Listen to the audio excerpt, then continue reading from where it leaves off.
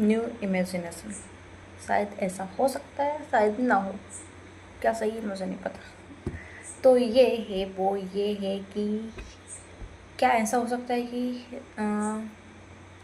हम सिर्फ एक एनर्जी हो, वैसे तो है एनर्जी, बट हम जिसे आत्मा बोलते हैं वो भी एक एनर्जी हो, और जैसे किसी की डेथ होती है वो एनर्जी एकदम फैल जाती है।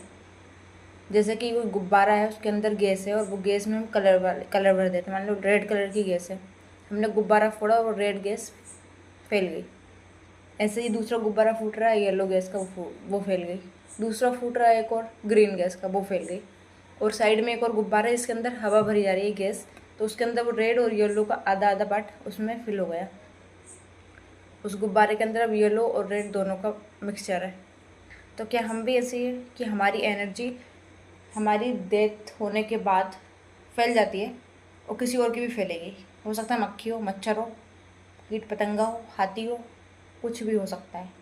उसकी एनर्जी और मेरी एनर्जी दोनों की, मेरी डेथ और साथ में उसकी भी डेथ उसी टाइम पे हुई, दोनों की एनर्जी फैली, कुछ नई दूसरी एनर्जी क्रिएट हो गई, एक दूसरी लाइफ स्टार्ट, कोई दूसरा जीव हो गया उत्पन्न उसी एनर्जी से।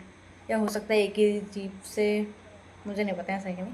जैसे बोलते हैं ना आत्मा का पुनर्जन्म होता है, तो उस हिसाब से शायद ऐसा होता होगा कि वो एनर्जी है दूसरी बॉडी में, आधी इधर आधी उधर, ऐसे ऐसे हो जाती है। इसलिए कई बार हम कुछ अनजान लोगों से मिलते हैं तो हमें ऐसा लगता है कि इनको हमने देखा है या इन्हें हम जानते हैं, शायद इसलिए ऐसा होता होगा।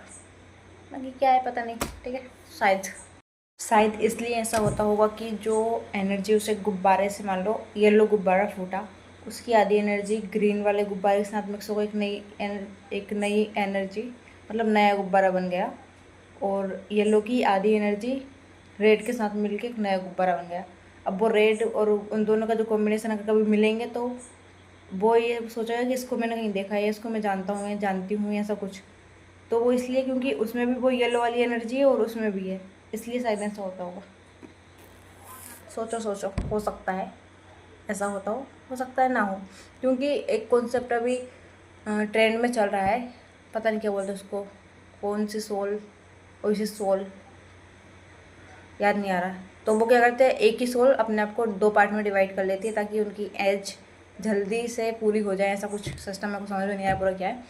तो क्या नाम था, अच्छा से था यार, सोलमेट, हाँ सोलमेट बोलते हैं, सोलमेट, ठीक है।